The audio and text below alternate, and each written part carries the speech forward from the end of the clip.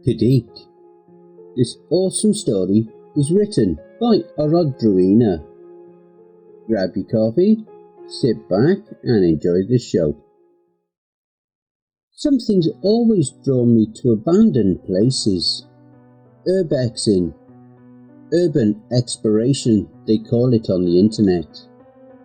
The exploration of cities, towns, even small buildings or structures left untouched and abandoned for many years, devoid of human contact for one reason or another.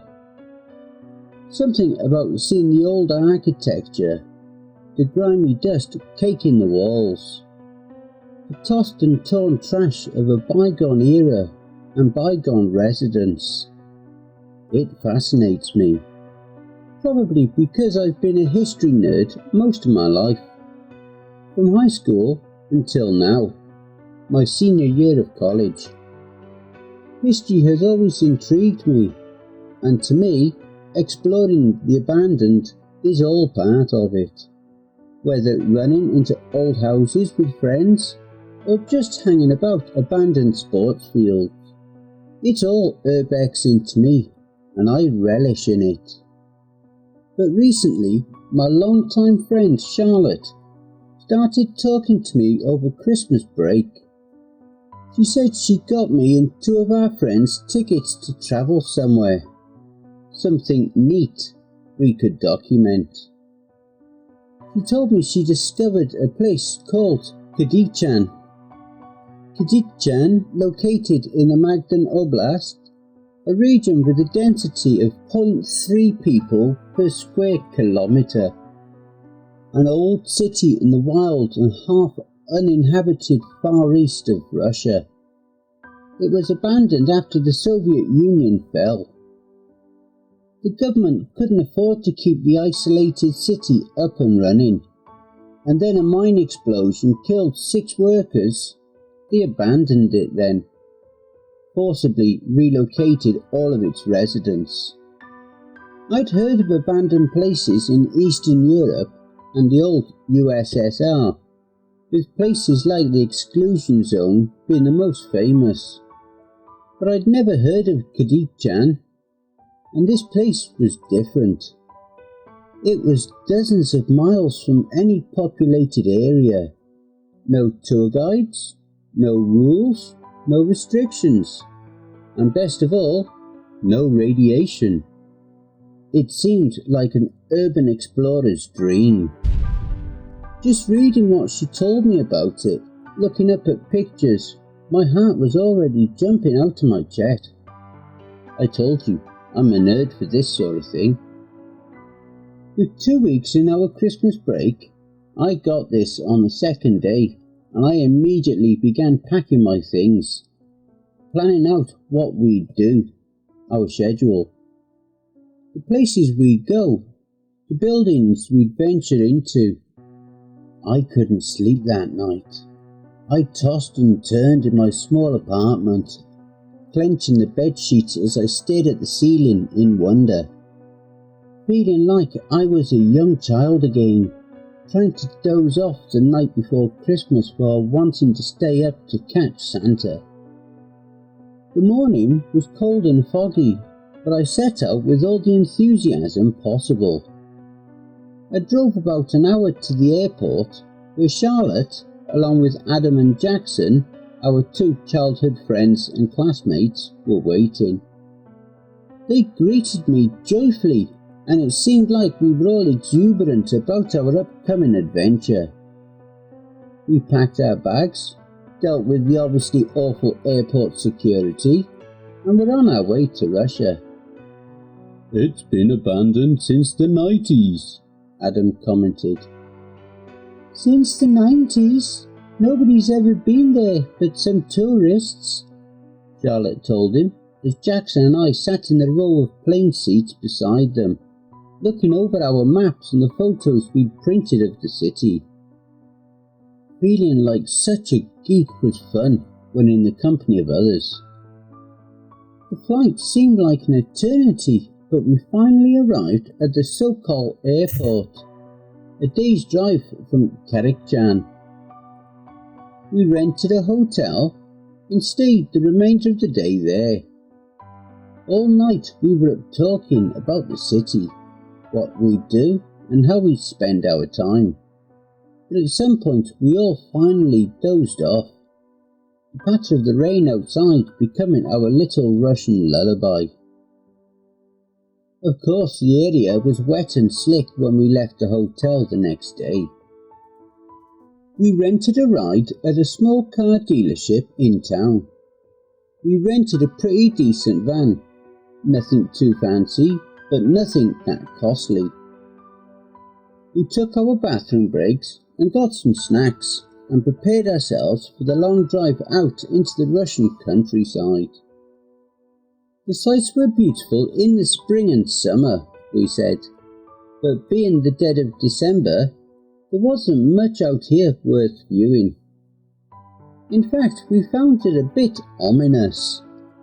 The vast hills and mountains surrounding the poorly maintained pavements, then the forests surrounding the dirt roads we hit off on after some time, all were dead and lifeless.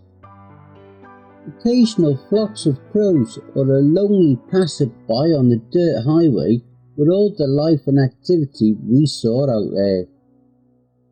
We hit some rough cracked pavement and continued on for several hours, until we got to Kadyk.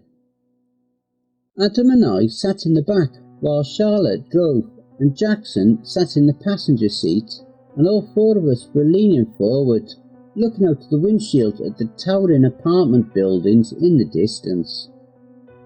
The cracked road began to narrow into an overgrown, almost concealed main street, which led into the city. It was everything we'd expected. Apartment buildings standing gloomily against the afternoon's overcast sky, their windows gone and blackness on the inside.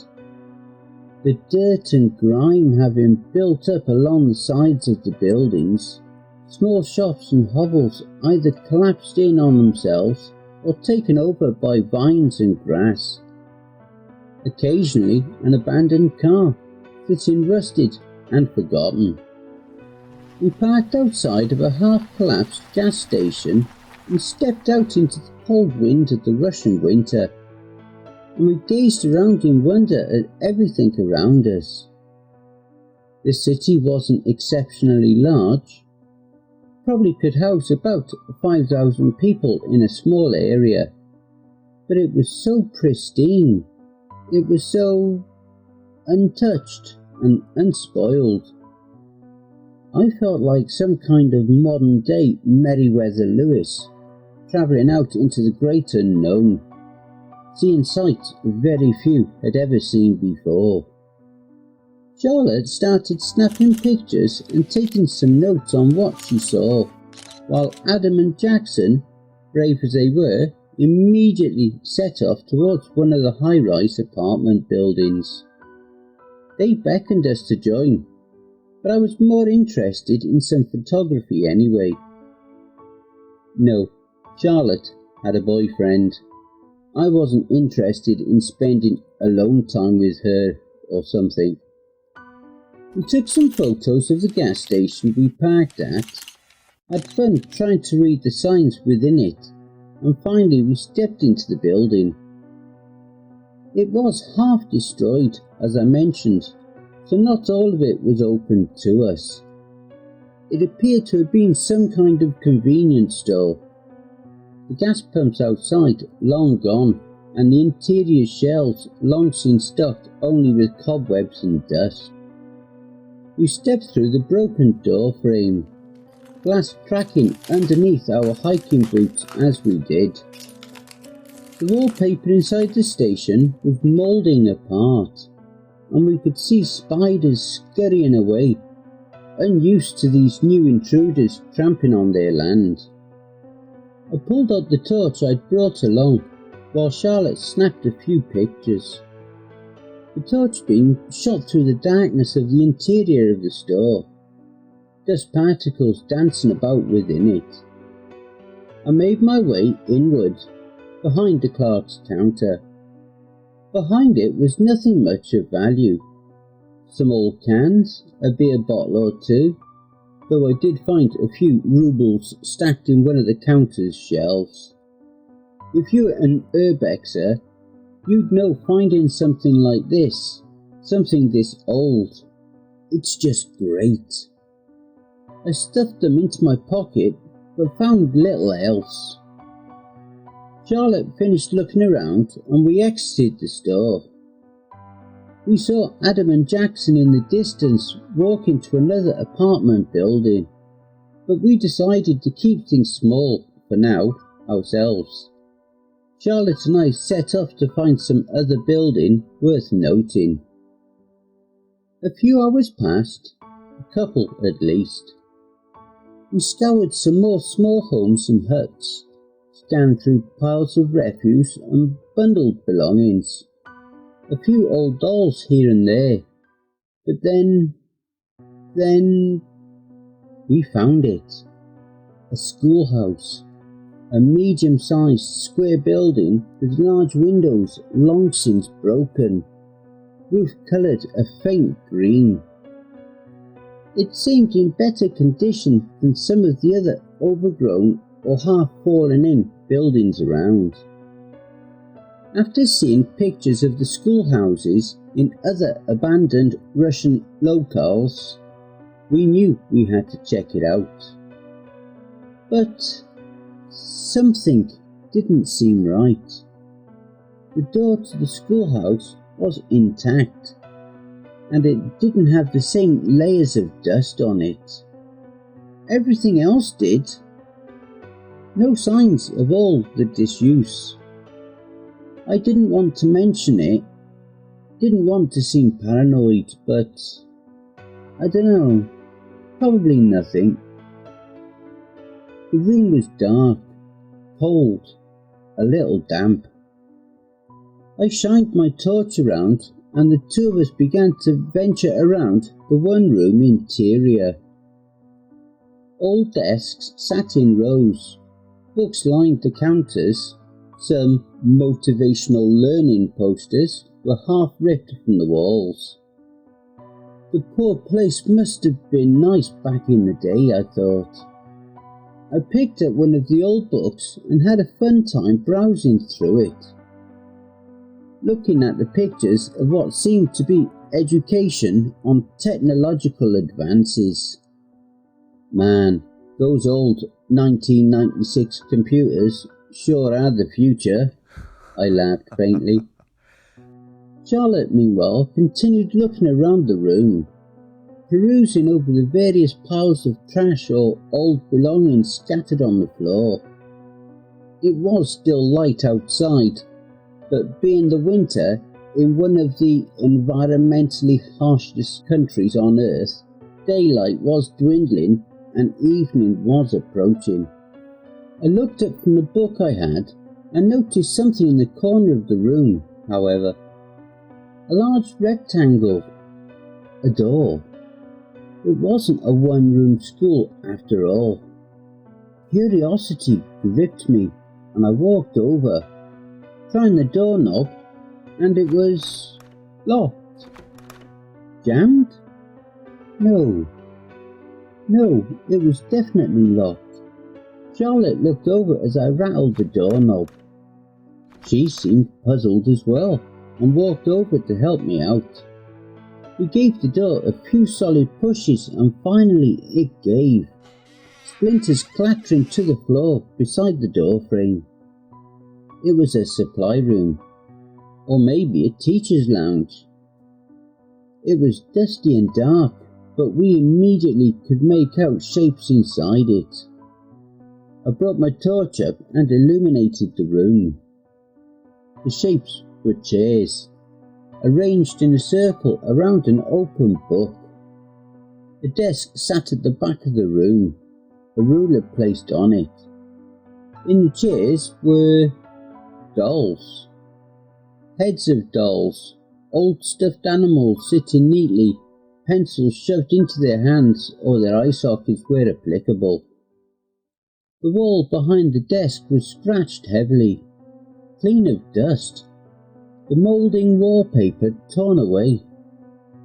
It seemed like it had Russian writing on it, words and letters carved upon it, with the grimy pillow situated on the left side of the desk, along with the stains sheet. Closer inspection showed the stains were not just mud, but also blood, with tears in it as if it had been scratched. Charlotte and I simply looked over this room, clearly arranged in some bizarre way after the city was abandoned. But before either of us could speak, a blood-curdling scream broke the silence at Kadyk. The utter stillness. My heart nearly burst and I jumped, almost letting out a girlish scream of my own at the sudden shock. Charlotte looked over her shoulder, mortified. The only other people around were our two friends. We bolted out of the schoolhouse and rushed towards the apartment building they'd been walking towards. Another ear-piercing scream let out, echoing across Kadyk and into the rolling hills beyond. We sprinted past the gas station and off the road, into a small field that separated us from the apartment building. The scream emitted again, and we knew we were in the right place. I reached into my pocket, withdrawing a switchblade I kept on me for self-defense. Charlotte turned on her camera light and took my torch. What chilled me more than the screams of what could have been our friends was the silence. The absolutely deafening silence. There was literally nothing. Not our friends laughing from some practical joke. Not the sounds of birds or animals. I couldn't even hear myself breathe. Everything fell into a deathly quiet. We stepped along the floors carefully, Charlotte shining her light all around us, keeping watch on our flank while I pushed forward.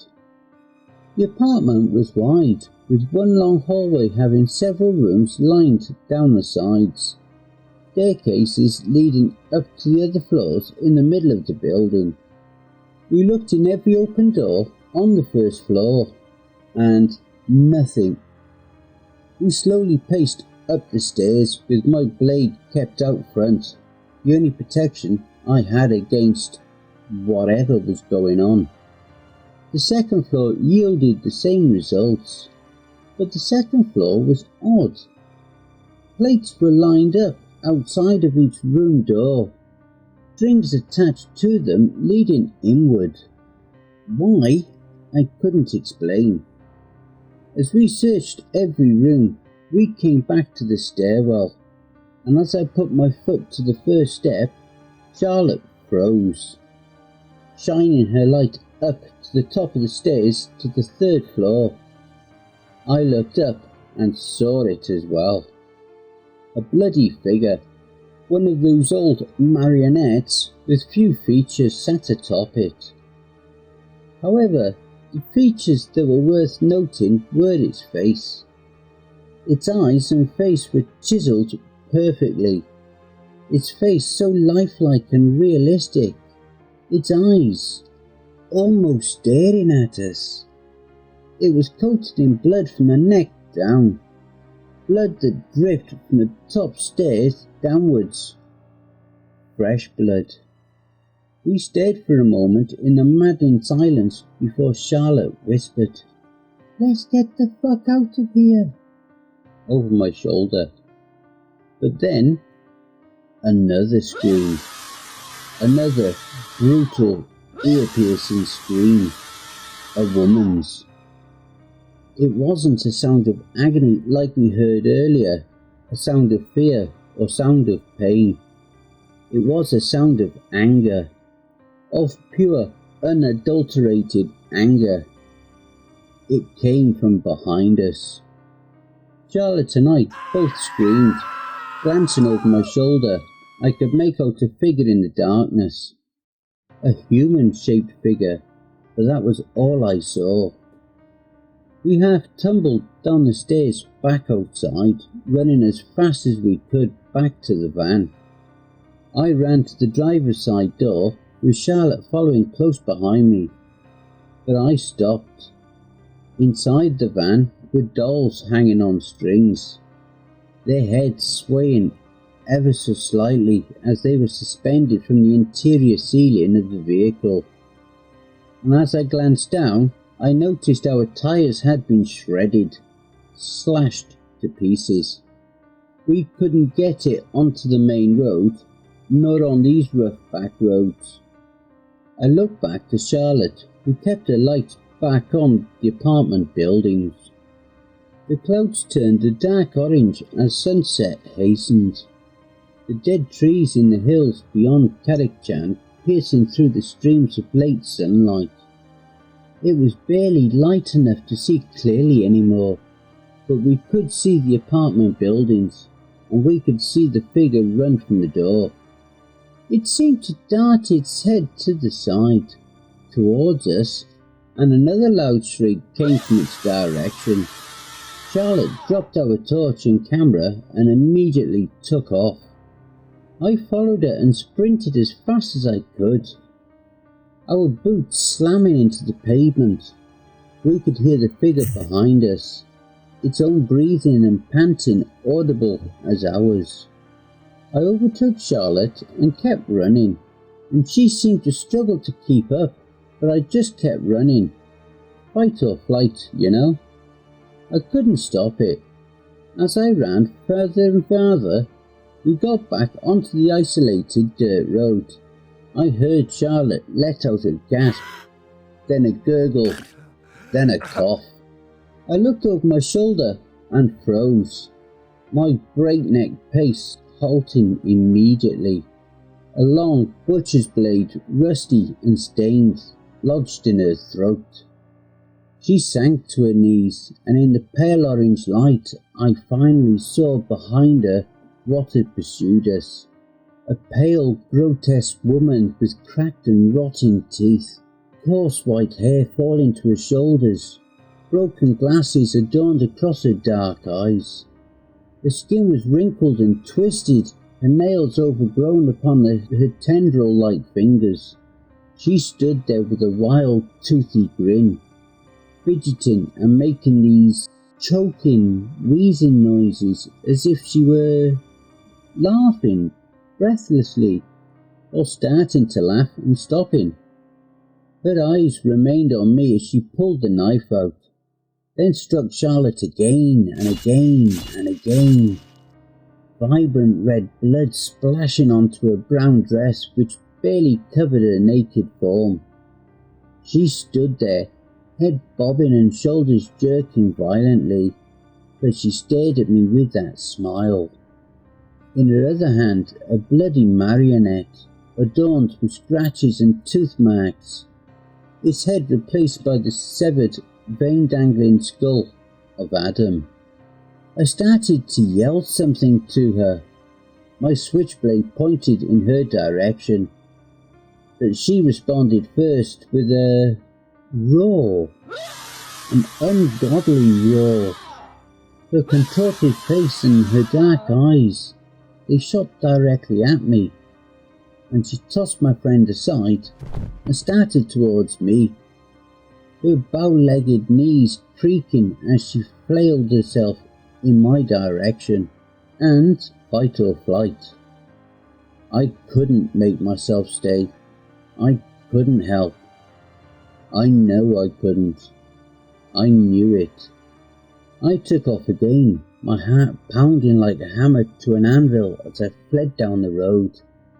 I glanced over my shoulder, and that thing, that monstrous thing, was still chasing me, but her figure disappeared as it grew smaller and smaller in the distance. But I didn't stop. I'd felt like I'd die, but I kept running until I hit the main road. Freezing, panting, coughing, choking, I fell to my knees on the pavement, but headlights caught my attention. I stood up and frantically waving my arms, shouting for help, and thank God the car pulled over. The driver didn't seem to speak English, but it seemed he understood I needed help, and though he seemed hesitant to help me, sweating and panting like a maniac, stains on my clothes from my urban exploration, I didn't tell the local police. The language barrier was bad enough, but above all, I didn't want to be suspected of being the one responsible for my friend's disappearance. I went back to our hotel that night. I collapsed in bed after locking the door as securely as I could. I couldn't sleep. I could only see the face of Charlotte in her grotesque death, and the face of that woman as she stood there watching me with almost total silence. My eyes stayed wide open the entire night. Sweat poured from my forehead and the hours trailed by like entire lifetimes, as I sat like a petrified statue underneath the bed covers. I flew back home a day later, as nervous and fidgety as ever. I told our own police, and they said they'd do an investigation. Thank God they didn't seem to pen me as a killer. It wasn't until later that I began reading more deeply online just what Kadyk-chan's history was, and just what people said about it. Urban legends around there said that at least one resident chose to stay and resist the military's relocation of the isolated city. Tourists online posted that they found traces of habitation, that they caught out of the corner of their eyes some figure inhabiting the abandoned city, but none were ever certain. The police got back to me recently and said that neither they nor the Russian police found any evidence of someone living there. No bodies were recovered, no blood was found. The van was still there, but beside its destroyed tyres, nothing unusual. Our camera was in the front seat, and police mentioned it had pictures of those marionettes, and pictures of us in the buildings, photographs of trees and old buildings, and dolls staring into the lenses. Pictures I don't even remember taking. It wasn't closure. It racked my mind, and racks it to this day. I still sometimes think I can see that woman. Walking to class, going to the store, even sitting at home, I always feel watched in a way, and I can't help but seeing her face among the many faces I see every day.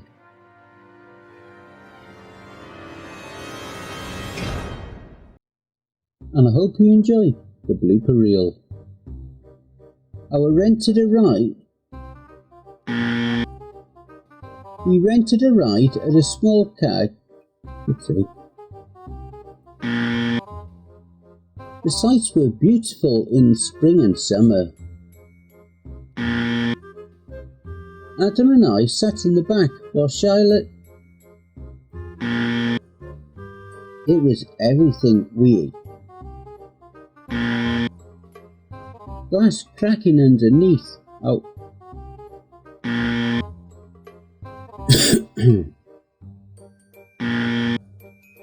Though I did find a few rubies.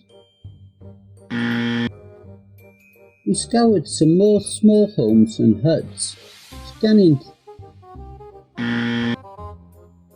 We scoured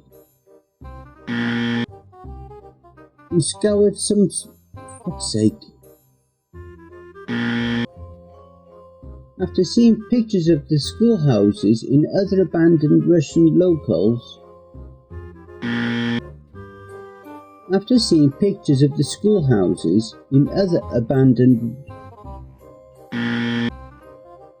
it was still light outside, but being the winter in one of the...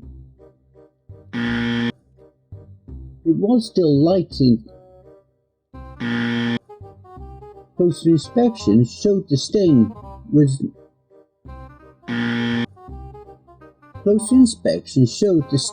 not just mud, but also blood, with tears in it. What chilled me more than the screams of what could have of pure, unadulterated. Our camera was in the front sight.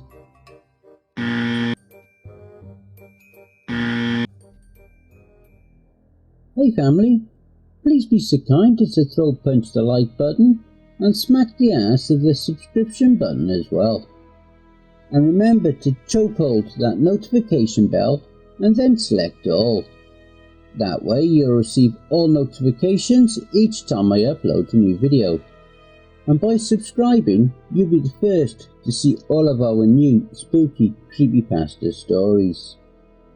A very big thank you to Orodruina for allowing me to narrate this awesome story, and make sure to check out their Creepypasta fandom page for more brilliant stories.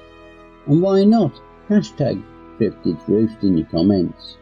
If you would like to support us and throw me $1 or $3, I'd be very much appreciative. I do have PayPal, paypal.me/CryptidsRoost. Alternatively, I have an account at buymeacoffee.com. You don't even need to register on either site to donate. I have a subreddit if you have a story you've written that you would like me to narrate for you. You can also follow us. All my socials are contained within the Linktree link below. And don't forget to check out the end screen, see above. That will also list some more videos in my back catalogue. All the links are below. Take care everyone, and I hope you all have a wonderful and peaceful night. And don't forget, where fear is, happiness is